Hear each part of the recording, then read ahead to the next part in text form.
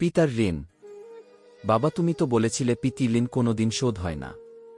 তুমি ৩০ বছরে আমার পেছনে যত টাকা খরচ করেছ, তুমি কি জানো আমি আগামী ৩ বছরে সে টাকা তোমায় ফিরিয়ে দিতে পারব?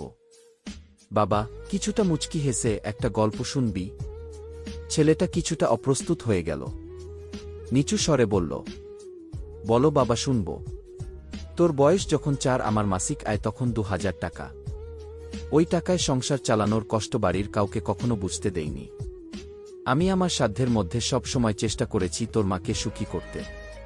তোকে যেবার স্কুলে ভর্তি করলাম সেবার প্রথম আমরা দুজন, আমি আর তোর মা পরিকল্পনা করেছি আমরা তোর পড়ার খরচের বিনিময়ে কি ত্যাগ করব। সে বছর তোর মাকে কিছুই দিতে পারিনি আমি। তুই যখন কলেজে উঠলি আমাদের অবস্থা তখন মোটামুটি ভালো, কিন্তু খুব কষ্ট হয়ে গেছিল যখন তোর মা খুব অসুস্থ হয়ে পড়েছিল। ওষুধ কেনার জন্য রোজ রোজ ওভারটাইম করে বাসে করে পায়ে হেঁটে ঘামে ভিজে বাড়ি ফিরতে খুব দুর্বিষহ লাগত। কিন্তু কখনো কাউকে বুঝতে দিইনি, এমনকি তোর মাকেও না। একদিন শোরুম থেকে একটা বাইক দেখে আসলাম। সে রাতে আমি স্বপ্নেও দেখেছিলাম আমি বাইকে চড়ে কাজে যাচ্ছি। কিন্তু পরের দিন তুই বায়না ধরলি ল্যাপটপের জন্য। তোর কষ্টে আমার কষ্ট হয় বাবা। আমি তোকে ল্যাপটপটা কিনে দিয়েছিলাম। আমার তখনকার ১ টাকা, তোর এখন ১ পয়সা।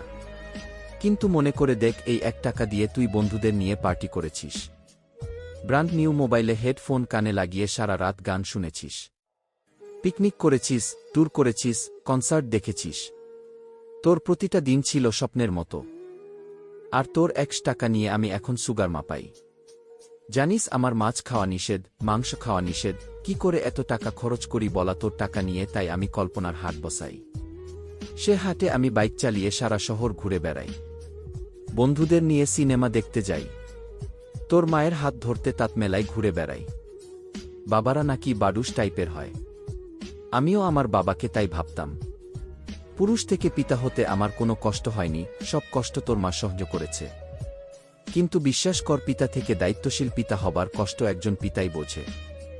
যুগে যুগে সর্বস্থানে মাতৃবন্দনা হলেও পিতৃবন্দনা কোথাও দেখেছিস? পিতৃবন্দনা আমি আশাও করি না। সন্তানের প্রতি ভালোবাসা কোনো পিতা হয়তো প্রকাশ করতে পারে না, তবে কোনো পিতা কখনোই সন্তানের প্রতি দায়িত্ব পালনে বিচ্যুত হয় না।